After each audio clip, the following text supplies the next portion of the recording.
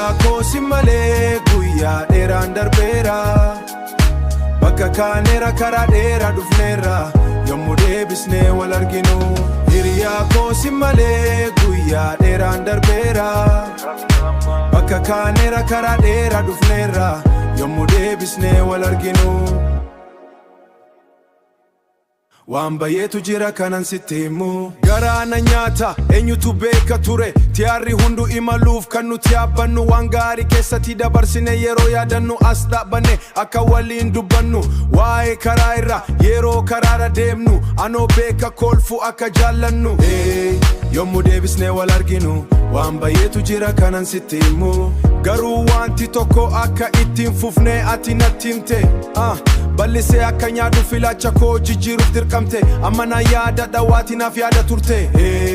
Yommuu deebisnee wal arginu. Waan bayeetu jira kanan sitti himu. Bu'aa ba'ii jireenya koo na faana imalte. Dhimma maatii kiyyaas na caala dhiphatte. Waan ani keessa darbee hunda keessatti ati na cimaa dhaabbatte.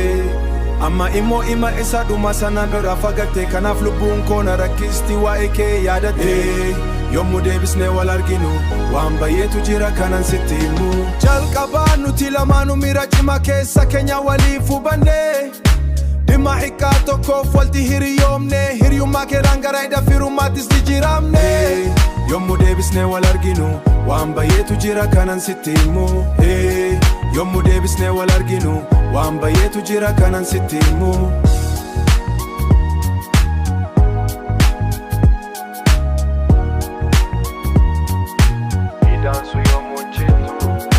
Jaalala sana gatii guddaanu humbitu. Biftuun jaalalaan baate fageenyaaf hindhitu. Dandiina teemtu ifaan siifaa qajeeltu. Gara galmaa kee tati yeroo imaltu.